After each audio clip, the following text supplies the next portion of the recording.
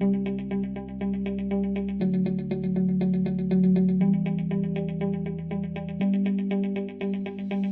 afternoon, everyone. I am Meredith Hillary. I'm the Director of Programs with Governor's Early Literacy Foundation. As I look out at this esteemed crowd who's come to join us for this conversation, just like last year when we had a similar topic, I feel like we have as many people in the audience today that could lend to this conversation as we do on our panel. Working with the school districts.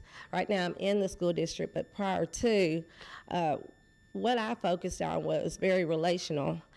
It's hard to get meetings with specific people. It's hard to get your foot in the door. Even after you've called, left messages, tried to email people. So I've worked on building relationships through contacts that are not the directors and the heads of the departments. And through those partnerships with either teachers, counselors, they kind of step by step. Kind of when you have a deck of cards, you don't always get the big joker, little joker, or the wild card with Uno. You kind of start and you build, and it takes time. Everything doesn't happen as quickly as you might like, but you just stay with it and you're consistent. And if you schedule a meeting or phone calls, you make sure that you're the one there and that you don't miss any of those important opportunities. Hi everyone, my name is Amy Galloway. I currently run an organization that works with principals, assistant principals, and principal supervisors to build capacity in leaders, specifically leaders who are driving significant improvements in schools. Previous to this, I was a principal for 5 years of an elementary school here in Nashville, and I also spent 3 years at the State Department of Education overseeing the role-specific leader development work there. When I think about working with districts, I think from both my current work and my previous work, something that I just think is so important is perspective. For us who are not currently in districts, we often have one thing we are working on, right? We have like one limited perspective. District and school leaders have so many competing priorities and so many perspectives that they need to take all of the time. And so I think recognizing that actually when somebody doesn't sort of respond or take a meeting, or when they say no and we want them to say yes, that's actually like a really great thing. You know, they were protecting their time. They were aligning a decision to a strategy that makes sense for them, which means they're saying no to something else that doesn't make sense to them. They're prioritizing in a way that is right based on their needs, right? So I think there's this piece of definitely anchoring in relationships, and then there's this trust that, you know, I have my perspective and they have theirs, and that the way they're spending their time and the decisions that they're making, I have to trust that that is what is best for them in their current strategies, priorities, etc. Hello, I'm Johnny Blunt, the Director of Collaborative Action at Literacy Mid-South. We are an organization in Memphis. Preparing for this, I realized we really partner with our school district in a ton of different ways. We are doing in-school, during the day tutoring, and have been for the last 3 years, and that's through Tennessee All-Core and Connected Literacy grants. So that's sort of state, local, and then collaborating with our school districts. We also have helped to develop the Early Literacy Community Partnership Plan, which includes Literacy Mid-South, but also dozens of other nonprofits and other kinds of organizations across Memphis and Shelby County, laying out a clear plan with, you know, KPIs and all the fun little things, but with goals, right, and ways to measure them for the school district to engage with the community around common priorities. And then, you know, speaking of after school, you know, we work with after school and summer programs throughout the city. And in doing that, we connect with the school district to get sort of curriculum and different things aligned. So yeah, a lot of different ways that collaboration looks like. But I think, you know, to the points that were made before, it's about having those multiple contacts because you will not be at the top of the priority list. Good afternoon. Thank you. It's such an honor to be on this panel, and I'm excited to learn from everybody here. So I'm Angela Dittmar. I work at the Art Space Collaborative at UTC in Chattanooga. ABC is a sort of outreach center that's focused in working in partnership with educators and community members to transform learning engagements in and through the arts. It has a 30-plus year history working in the community with teachers and faculties and schools, and recently became an affiliate of the Wolf Trap Early Learning through the Arts program, the Wolf Trap Institute for Early Learning through the Arts. So that early learning question I'll look forward to contributing to later. But through that, we hired from being faculty in the arts educations majors at the university, we expanded to having a teaching artist roster.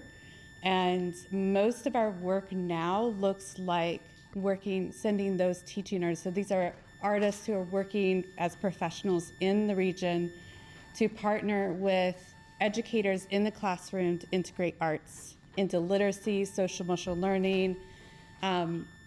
Through Wolf Trap, we're serving early literacy, pre-literacy, social emotional learning, math, skills building that with teachers in early learning classrooms, infants to 7-year-olds.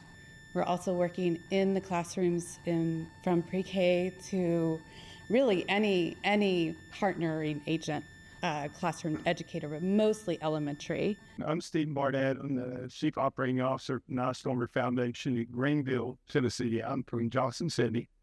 Close to Greenville. The Nice Stormer Foundation was started by Scott Nicefarger, the philanthropist, and his part was in making sure we did everything we could do to improve education and what these things. Nicefarger Online, which as far as the early childhood literacy, we do a couple of things. We have CER, which is a consortium of school districts who all have bought into what we do because of years of success and great leadership by my predecessor, Nancy Dishner. We had a lot of districts that bought into the work that we do as a working foundation. So we don't buy computers for school districts anymore. We actually provide educational programming. One of the things that we do is Project on Track. We have highly qualified professionals who run the programs. Dr. Deborah Bentley, one of my colleagues, is here in the room with me. She runs Project on Track, and it's similar to what you all do down in the Memphis area. High dosage, low ratio tutoring statewide. We're from Northeast Tennessee all the way down to Coffee County with that program. And that's a great example of, I think, just providing a very high level of service to where districts looked at it after the first year and said, I really want that oversight and what somebody like Dr. Bentley can bring to the table for us as far as oversight, making sure that districts still can hire their own employees. The money comes through our foundation to pay them, but also a high level of expectation. If you're going to be a tutor and really do it effectively, you have to go through the training, you have to do the way that we prescribe the tutoring, and it's been very effective. Something else we do through CER is in Northeast Tennessee, all the districts have a common assessment tool that they use, and they share the data on the checkpoints. They're able to look at that and really compare themselves to other districts, other schools in other districts, and really realize, are we really doing great work, or are we just doing mediocre work? And how can we do better? Well, we also work to provide high-quality lesson planning that comes from teachers in the school districts who bought into what we do. And we also have a program that we assess all kindergartners coming into kindergarten for kindergarten readiness with the Brigance 3, which is across the whole region. And we're still in the beginning phases. That's through the partnership with Ballad. Ballad Health helps to fund that. So we do a lot of that work, and I'll talk more probably about how we work with those districts and how we make that work. Actually, you hold the mic. I will.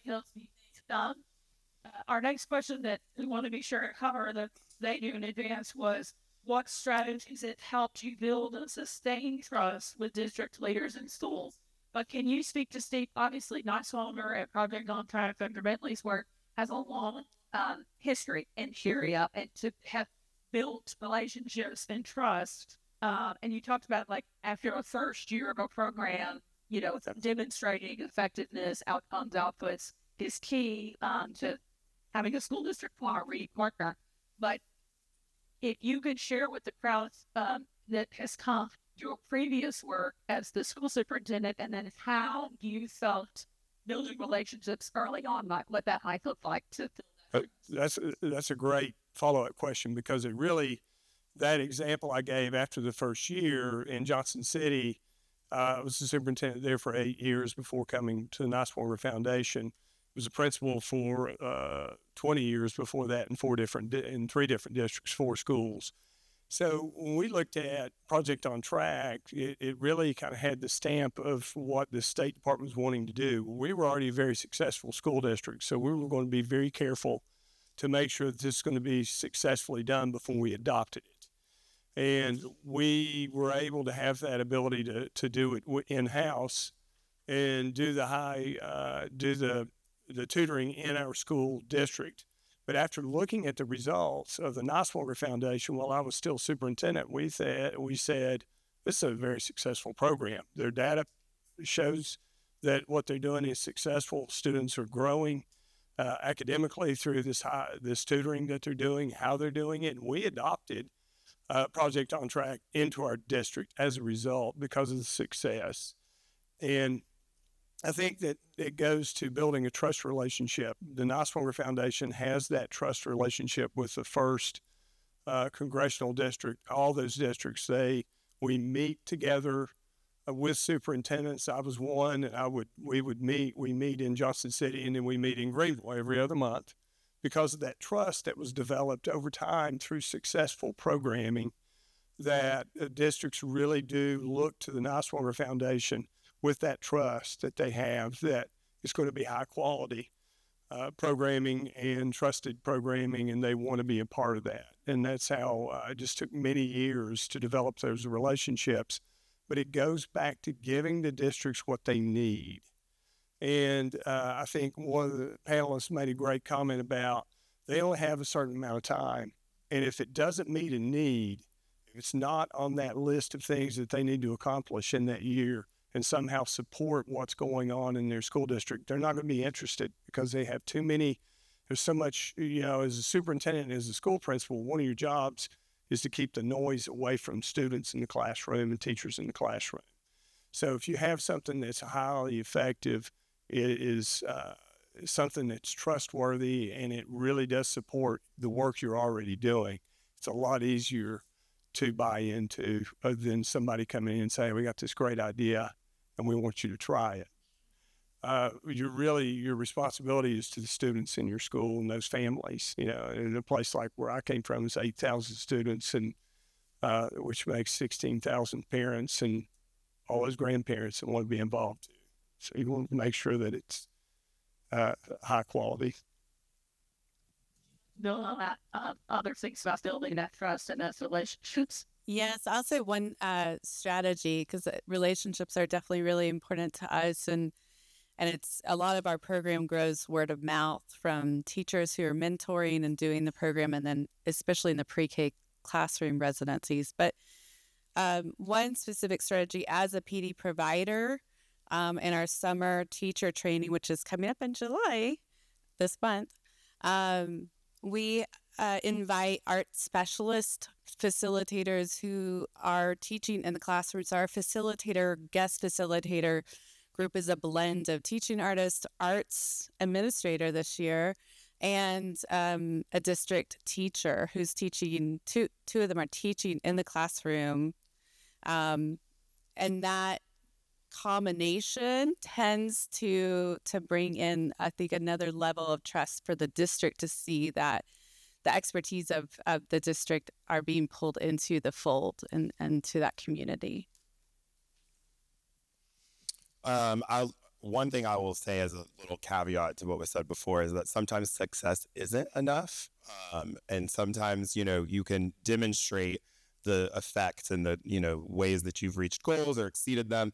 And sometimes it's just not enough. And I think relationships are really important for that. but also understanding that ultimately, you are one part, and in our case, one part of a very, very large multi-part system. And that there's a lot more actors that you have to engage than you can almost even imagine, right? Because you can spend all your time focusing on the administration of a school district, but then you got to do the school board because ultimately they're going to do the budget, right? So there's just so many pieces to do. But I think with that, the most successful collaboration I've seen or been a part of with a school district is something that the school district is prioritizing or at some point begins to lead. So with our community partnership plan, it started with a large investment with Boston Consulting Group. And that, I think, took some of the ownership away from the school district, right? Once they've kind of finished the process with us and the Literacy Mid-South and our partners with our Early Literacy Consortium really took over the rest of the development, more of it moved back into their control, is the wrong word, but into their leading, right? And so that really helps move things forward. And now that we're at the end of this 3-year cycle, they're really taking over the next part of the plan and are going to really be setting the priorities so that work can actually be happening in schools and community partners can bring the resources they have. So something like this would 100% be a part of what that plan looks like. Of course, we have different things in Memphis, but it also includes doing social emotional learning trainings for teachers, right? By bringing in that expertise from the community and putting it and doing PD for teachers and SEAs and different parts of the school district. So it is bringing what they want. It's having the right relationships, but ultimately the school district has to push for it themselves. And you'll need internal advocates. I definitely agree with everything that's been said, right? So we've talked about building trust. We've talked about demonstrating results. We've talked about meeting needs that are clearly communicated by districts and led by districts where a district has something they are navigating and your organization is directly feeding into what it is they're navigating, right? One thing I'll add to that list is consistency and the idea of consistency with people across roles turning over. I think we work in a field, and this is somewhat, this varies by geography for sure, but there are some places where roles both in the district and in education ecosystem organizations turn over quite a bit. And then there are places where there's exceptional stability. I think it's important if we're working in the places where roles turn over quite a bit that that is a really important variable so that, we are keeping track of that. We understand when people come in, when people go out, when people on our team come in and go out, and what needs to happen each time someone turns over and the importance of consistency through turnover on both ends. Just think that's such an important variable for actually building trust. And I guess lastly with this question, I'll give you a concrete example of an entity that wanted to come into the school district and partner with us, and that was AmeriGroup, which is now WellPoint. And our school district already had an alliance with West Tennessee Healthcare looking at activities and things to promote healthy children and how it would benefit us as their kids are healthier, they're going to come to school more. And if their parents are educated, they get their vaccines and things like that. But WellPoint had a hard time getting in, so they found me, the parent engagement coordinator. And with WellPoint, we decided that the relationship needed to be mutually beneficial. And so during my events and things that I could host, they could set up and do blood pressures, look at TennCare, enrollment renewals, and all those types of things. But I'm in 3 departments, and so since she came to me and then I introduced her to my supervisor, I needed money for these initiatives because with Title I, you can't provide for anybody with Title I or work to nonprofits. You get a certain amount of money, but you can't really grow and do what you need to do because your hands are tied. So WellPoint, we've had a relationship for 8 years, and they have awarded my specific department about $80,000. It did not happen overnight. It was a long, but the WellPoint representatives have changed. People like you all talked about, you get to know somebody in that part. But when people are looking at, do any of y'all need money or donations, or do y'all do grants? Okay, so what I'm learning is to get the attention even within my district, I had to do the free little library with literacy. I had to start small.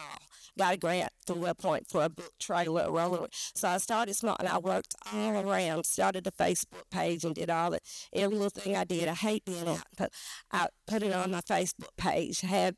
And so now my district started Leap Up for Literacy. So now the district has a literacy initiative, and I've been working all around it, trying to put the pieces together. But now you have the academics department, social, emotional, all of us coming together to work on literacy. But you all heard me say 8 years, laying the foundation when it was just me and 2 or 3 parents coming to things. And so the trust, when I met Devon last night, Haley, because there are people that I've met, and it's not who you know, but it's forming and finding a common bond. And we want these children and families to be healthy, safe, and we want them to learn to read. Angela, thank y'all for just transitioning us to next questions every time. Thank you. Angela just gave you gave an example of building up over 8 years to build, but you specifically spoke to AmeriCorps and WellPoint being sort of your partner to help achieve some of the goals you already had. We had a question here for all of y'all to consider that I hope you'll kind of kick us off this time, which was, what's an example of a successful partnership, which you've already given us, with a district and an external partner, and what made that work, which I've heard some of that from you, but what would you do differently if you could? So, if there's something out there that's a lesson in hindsight over that 8-year progression that you'd share, I would love to hear it. And for everybody on our panel, I've heard some really great specific partnerships, but something y'all navigated and now on the back end you might do differently that might benefit our group from learning about. One thing I would focus on is the WIG, the wildly important goal. When I go in to meet with people, I'd have 5 things or so many things. I would keep it short and simple and to the point. And I would also, with anybody I ask for support, I always tell them how I will support them. And so I don't support them financially, and not just their name on a flyer or whatever. If they're having events, activities in the community, it's mutually beneficial because I'm going to promote their event through my school district as well as they're giving me. So it's a real exchange, and it's not just me calling because I need something. It's more calling because, hey, let's partner. And a true partnership is a relationship like you have with your family members, and it grows over time. And so that's the advice I would give you all, is really look at who is in your circle. If there weren't any strangers I reached out to, it's kind of people I know from church or from former jobs or whatever, and they know somebody and they'll link me. It's not just WellPoint. And with my partners, we've gotten to where it's predictable. I know United Way will provide food for my Christmas dinner every year. That's one, and it might not seem significant, but now food is expensive, and it might be $5,000 if you're trying to feed 500 or 600 people. And so specific partners ask for specific things. And if they can't do that, I've gone in blank and said, look, this is what I'm providing. This is what I want to have. Do you want to partner? And then let them tell you, or let them ask you. And you already have in mind, and it's not being manipulative, but let them kind of help guide and be a part of the conversation. One successful partnership that we have is a partnership with Knox County Schools, and it's a partnership. It's a bit of a triangle. So it's Knox Education Foundation, Pivot is our organization, and then Knox County Schools. And I think all of the reasons that we've already shared around what makes partnerships effective, I would say, went into that partnership being effective. But I think from my perspective, my job is to run Pivot, right? Like we have goals. We're trying to do big work, right? Like everybody in this room, we all have things we're trying to achieve. But in reality, all of those goals are in service of the students in the schools that we support. And so our plans, like Pivot's plans, don't actually matter if they aren't aligned to and in service of, in this case, Knox County Schools plans. And so I guess the lesson here is this idea of, I think, we hear a lot that you can hold multiple truths, or, 2 things can be true at the same time, right? Like we can be an organization that has really effective strategic plans, and we can be an organization that works in service of a district that has a strategic plan.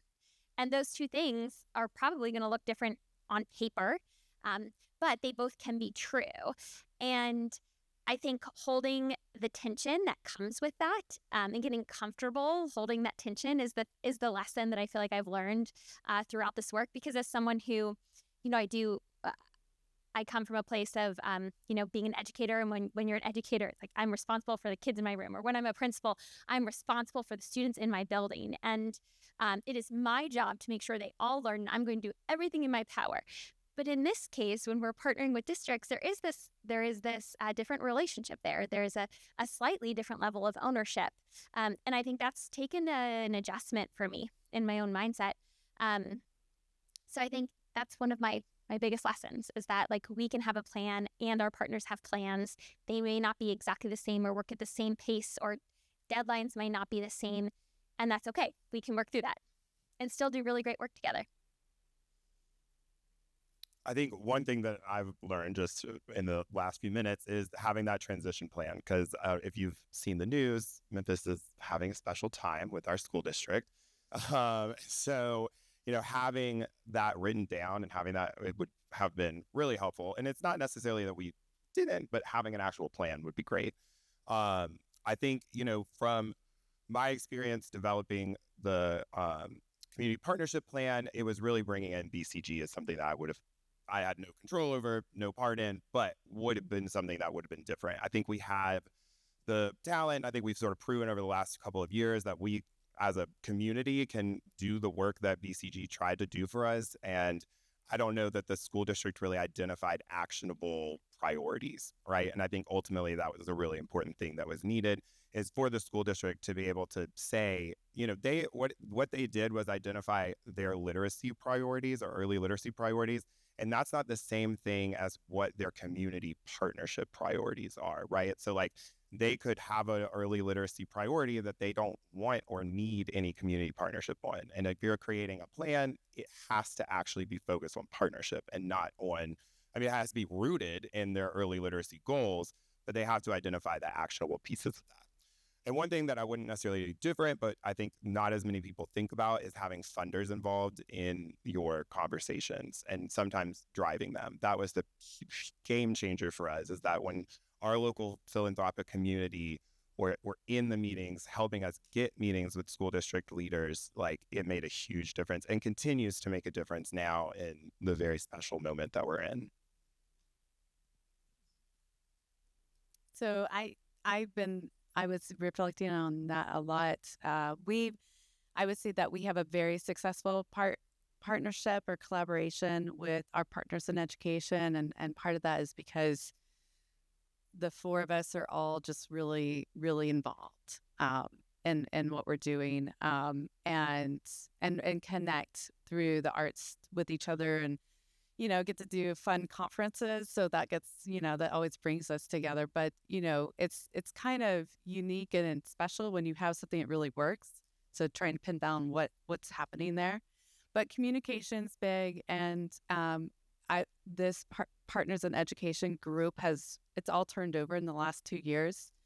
Almost every single representative from and then we just went through another transition, and I will say, and that transition is in the district level. So the fine arts coordinator on our PIE, as we refer to it, has transitioned into teaching, into a teaching role, returning to a teaching role in the school district. And so, but she was sure to champion the work that we're doing with the new fine arts coordinator.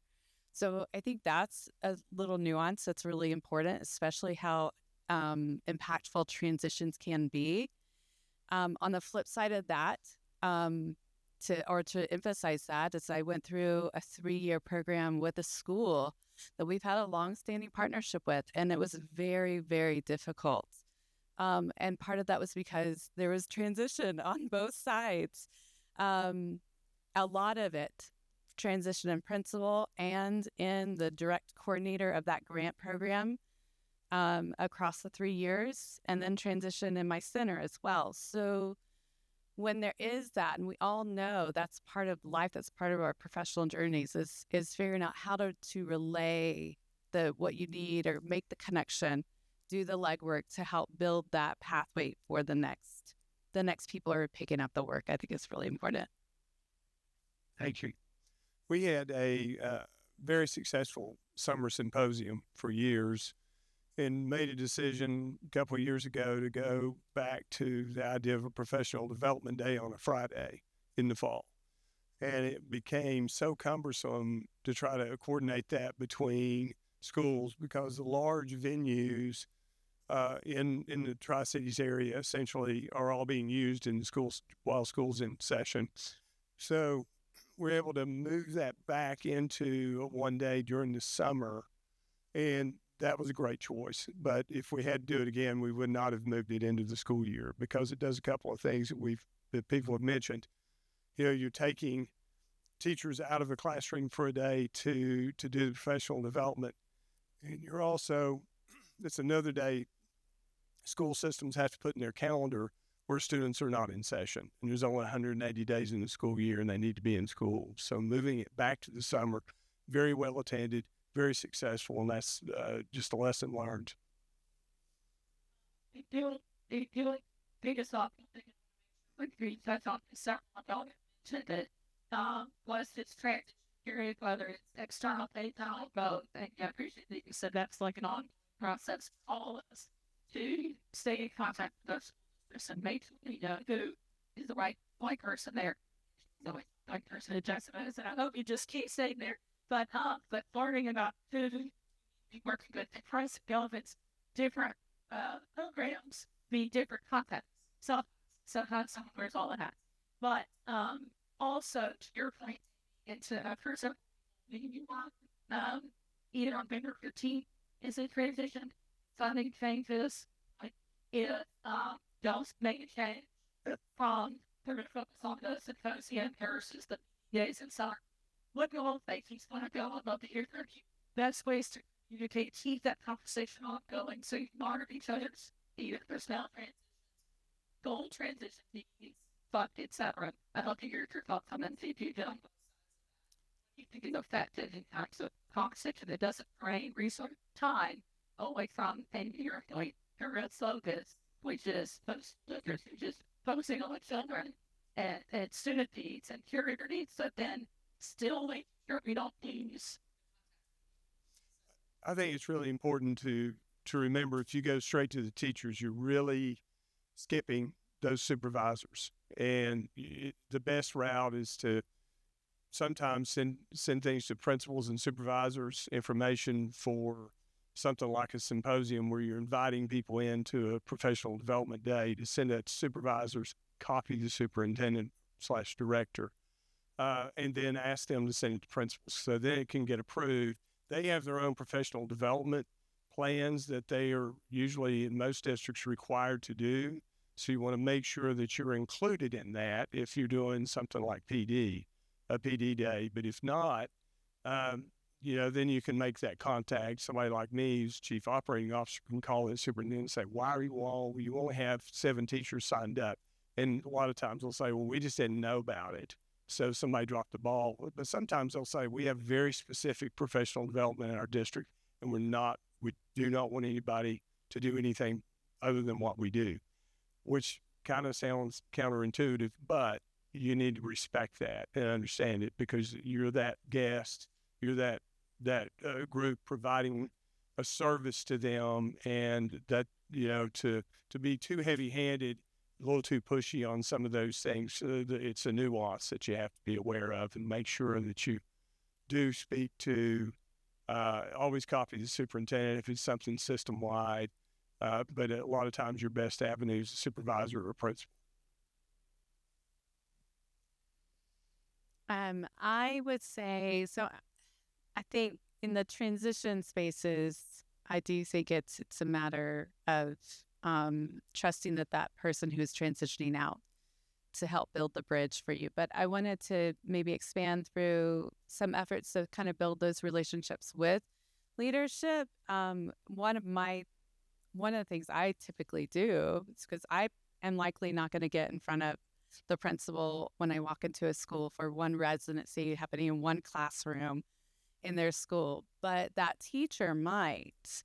So I really, I encourage the teacher to invite leadership, if they can, to come to the initial grant writing meeting or to the initial match meeting or orientation meetings. And then I also encourage them to invite them to the classroom residency sessions, because for them to see it and see what's happening, and to see that teacher getting some direct support has been one of the more effective ways for the admin to learn about our program and to continue supporting those teachers and pursuing the work with us.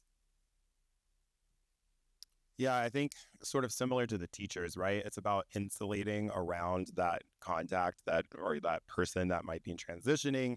It's about having those extra layers of connection. And so for us, we were really fortunate in the fact that we have that direct service, which is that in-school tutoring. And there's been lots of transition around that. But then with our collaborative work with the Early Literacy Consortium and the plan, right, we're connected to many of the departments throughout the very large Memphis Shelby County schools. And so as the transitions have happened, we have never lost actual contact, right? Now, a big change for us was our CEO, Sam O'Brien, who I think did this panel last year. He has moved on to Bridges, and it was really his relationships and connections that have really got us to the tutoring that we were doing, which was a huge and remains a huge deal for our organization.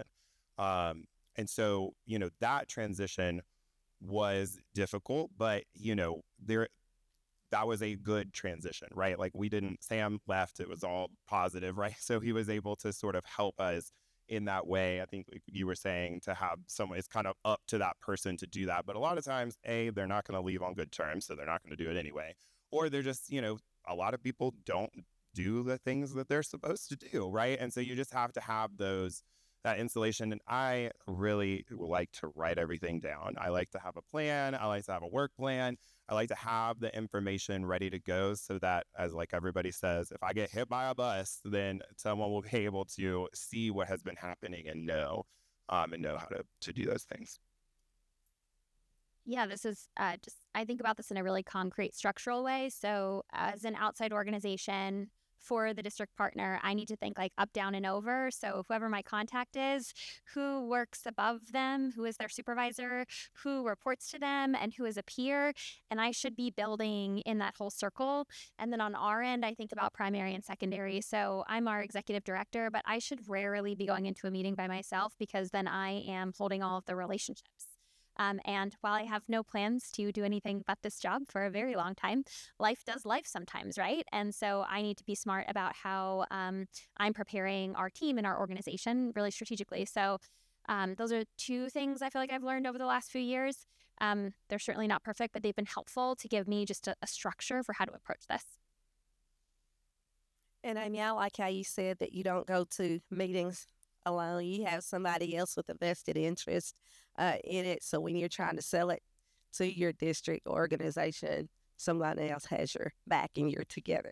As far as transitions with new partners, you've been working with one partner and someone was like, I put it on pause for 30 days when there's a new person that's in a new role, because I know that new person can't help me yet because they don't know what their role is. They don't know, and they're not the previous person. So I'm going to have to build a brand new relationship. They might get an email, hey, how are you? Introduce, but I'm going to lay off until I know that they kind of have, and they reach out and they fully grasp what their role is. And even within school districts, every year there is a change in role, scope of duties and all that. So once I navigate and figure out what's what, then we're going to, and we're talking about you all being outside entities working with school districts. I'm within a school district still trying to navigate that as well. So just be understanding of those people you're trying to reach out to. Since we have a little more time this year than we did last year, we barely had enough time, did we, last year, Dr. Bentley, to get to all the great questions that we all shared that we wanted to cover. Is there anyone hearing anything from our group that's assembled here that y'all want to kind of go back to with a follow-up question on all this great information y'all shared? I saw a lot of aha moments, but does anybody have a follow-up question for our panel? I got to stay quiet. I will say this for Guelph, I heard a lot of things that hearing it from people who have been in the roles that you have, to when you said copy the superintendent, I was like, oh, I'm so thankful because I don't always know who the community partner is going to be. So I might take last year's community, person overseeing community engagement and the superintendent and the federal programs director and maybe the K-3 literacy specialist. And then I just think maybe one of these people will get back to me and be the right starter of the conversation. But Amy, I appreciate that you shared the up, down, and over, like covering all of the people who might need to be a part of that conversation.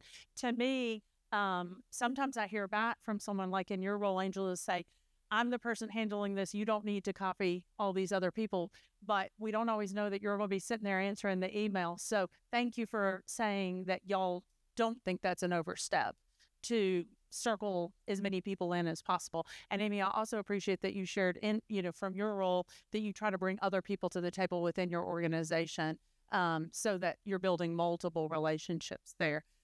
We know at Guelph that the more people we get in the room, the more we learn from each other. And so, are there any other, I'll maybe throw it back to y'all then. Is there something that you feel like you weren't able to share that you'd like to share to sort of piggyback off of what we heard today? Is there anybody that would like to add something else in the few minutes we have left? So I know Davidson County or Nashville Metro is huge. So is, you're not going to copy the superintendent in Shelby County. You're going to copy the appropriate person. But those are outliers in the state. That most districts you can copy. But as far as you have several library branches. So just an idea of what we would do in Johnson City is we would welcome the librarians that work specifically with children into our schools, short assembly, end of the year or first of the year, usually for the little ones when you're doing the K-1s, when you're doing all those procedural things, welcome them in, they make it fun. They send home information to the parents, and then they send home in the spring information about summer camps. They come in, and it's as folksy as it can be, but it's fun. The kids love it. And then we would do it on an awards day, and for the young students. And then they would send that home. And you also have parent participation on that day, so that might be something that could help get that in, and then see that. Then the parents see that extension of the public library with the school. The library, Memphis Public Library, is one of our partners and a part of that early literacy consortium and the plan, but they have like a mobile part of their, it's Explore Memphis, but this is even a part of that. So they send the story times to the schools and to like community spaces. I will say that I think we have a very similar situation in Memphis to what you just described, right? Like our libraries are unbelievable. They have amazing resources. I learn new things that our libraries do every time I talk to people with the library, right? And so, I don't know how that information isn't getting there. And even within the ELC, the Early Literacy Consortium and that plan, one-off nonprofit partners are much more connected to it than the library is. And really, the library should be more connected than anybody else. But I think to your point about money, I think that really is what it comes down to. And I think the school districts have to see the value themselves too. And so, libraries aren't always connected at that kind of systemic level. And, most places aren't because they don't have roles like a director of collaborative action. So I think it has to be an investment from both sides for some way for the library people to get into the rooms with school district leaders to have those conversations and then work its way down, unless you have the capacity to do those kinds of assemblies, in places all over Nashville, which is a lot for sure. But I think that's how you would get directly to teachers and parents in a quick way. And literacy nights, our schools have literacy nights. I'm sure they have those here as well. Maybe there's a teacher fellowship group or our teacher leadership group that you could host at the library. That's another way. We have one of the high partners, Artsville, hosted Arts Leadership. And we've done teacher fellowships, and we'll rotate through to different. We did one at the museum, at the library, in downtown Chattanooga. So that might be another entry point for you to start building some relationships with the teachers. I was also going to share just like we also partner with Chattanooga 2.0, which is an advocacy group in Chattanooga. And through them, we've been able to get into centers, childcare centers, plus pre-K classrooms, plus we've been able to get in front of the city again, through Head Start, things like that. But that group, the library is really involved in their Early Matters, early literacy groups. So maybe there's an advocacy group that you could, that's part of National. I'm sure there's, right, something here that's working to bridge between the city and United Way and all the organizations.